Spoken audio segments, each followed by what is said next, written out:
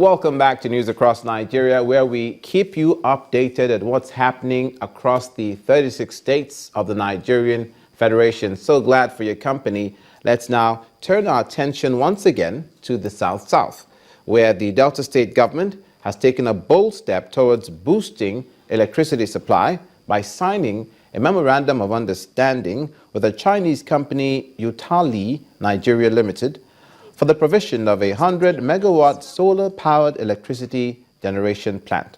After the signing of the MOU in Asaba, Governor Ifeanyi Okowa said the partnership will give a boost to employment, provide socio-economic development of the state and the country at large.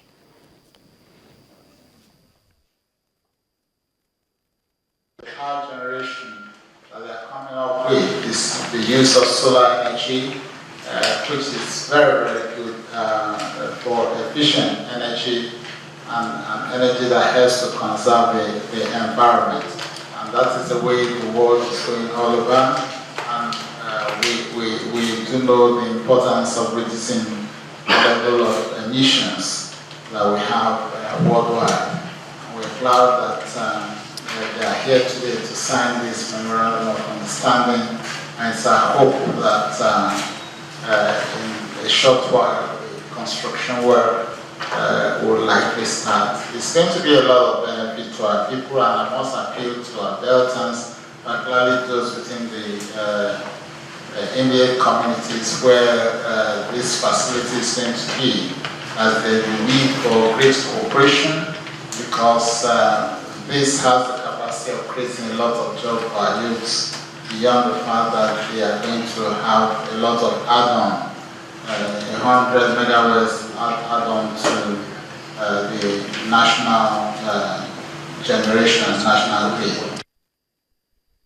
Ifeanyi Okowa, Governor, Delta State. To the southwest, Ondo State's government's partnering with the Nigeria Export Promotion Council, the NEPC, in the area of processing and export of cocoa and some other agricultural commodities. The Chief Executive Officer of the NEPC, Segun Awolowo Jr., was in the States to meet with Governor Olusegun Mimiko and other relevant stakeholders in the sector in a bid to achieve the objective. Ondo State is the largest producer of cocoa, which is Nigeria's second largest export product. For you, we have sesame seeds. We must look at interest rate. It's very, very important for agriculture and for local value addition to solid minerals, if we must.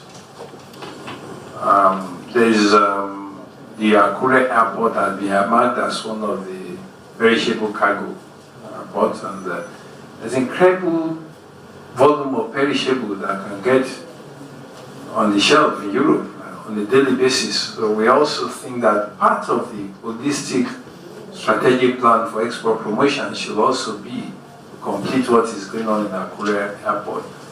Our cocoa revolution, like I'm sure must have been spelled out clearly to you, we are not only interested in exporting the raw beans, we are interested in the whole value chain we want to, and even marketing. One of our main sectors for export is, of course, is cocoa.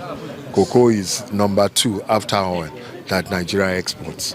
And this is the number 1 state for cocoa.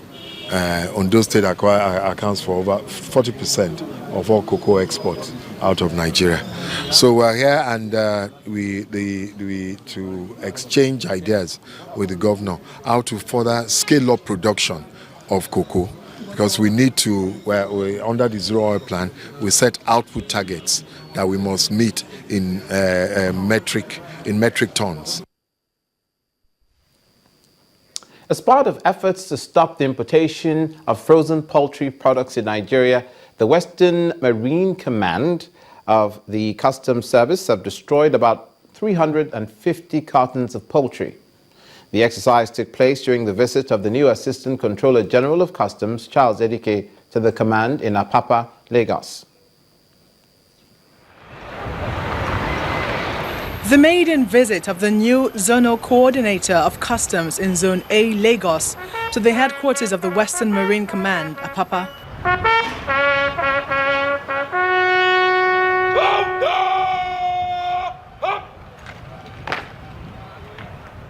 In his brief but detailed chat with officers and men of the command, Assistant Controller General Charles Edike reminds the men that the key mandate of the service is to facilitate trade and avert smuggling activities. He charges them on the operational capabilities. For our job first is national security, then trade facilitation, then before revenue. Above all, today Nigeria needs us, and we must not fail Nigeria.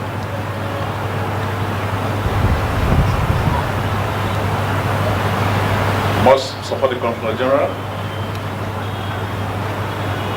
in all his aims, objectives, full support, so that we can walk shoulder high. Also lined up as part of the activities to welcome the zonal coordinator is the destruction of about 350 cartons of seized imported poultry products intercepted along the creeks of Badagry.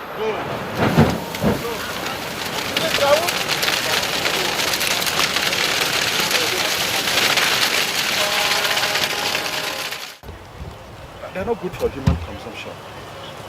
Now, what they use to preserve it is the same thing they use to preserve human remains. To end his visit, the zonal customs boss takes an inspection tour of the ongoing construction work within the command.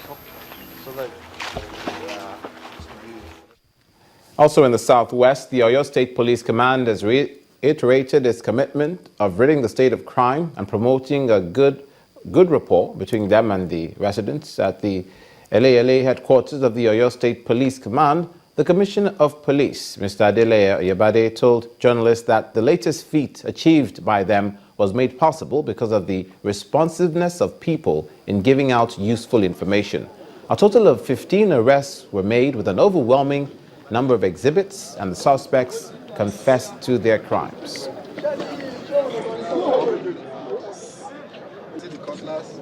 Paul Olaiton. Okay. Yes, I met him at SAS. So when we got out from there, we see each other and decided to rob. So unfortunately, I got a local made pistol. So before that, we went to Bogud, one house at Oluo. So now we're going to sell the stuff that we boggled from the house. That was how we got arrested by SAS. We are going to open our Omiadio division. You know, for some time, there was no division. Akpata covers up to Omiadio. And that area is an outlet, so to say. And if you see how we have been policing, we have been talking more of blocking the entry and the exit points within the command, where there might be escape routes to be used by hoodlums when they must have committed or perpetrated their acts. So Omiadio is very key to us. Up to Bakatari, we have our points there that we strategically man. In the northwest, families of police and civil defense officers who lost their lives in different operations last year have received 100,000 naira each as a gesture of sympathy from the Kaduna State government. The deceased officers, who were members of the State Joint Security Task Force, codenamed Operation Yaki, were killed while on official assignment. Presenting the money on behalf of the state government, coordinator of the Operation Yaki Joint Security Outfit, Yakubu Soja, said the money is to help cushion their economic hardship.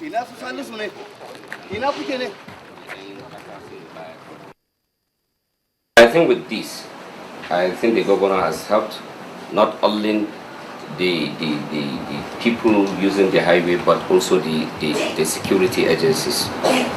We thank him, and by the special grace of God, we'll do our best. We'll do our best with the numbers of vehicles he has given us. The response call, this first call will change as I promised earlier on, and it has changed. It has changed because I know what we are going through. I knew that whenever there is distress call, within 5 minutes, 10 minutes, it depends on when the call reaches us. But I'm assuring members of the public that we'll do our best and we'll put more effort so that people will go to sleep with their 2 eyes closed. By the special grace of God, we'll continue to pray and we'll continue to put our effort. And we pray that God will give the executive governor the strength to continue providing security to his citizens. But I'm sure he won't be happy if there is no security in Kaduna State. And also our condolences for the families of the deceased officers. And that's where we'll leave it for this edition of News Across Nigeria. Thank you for watching. I'm Olumide Makola.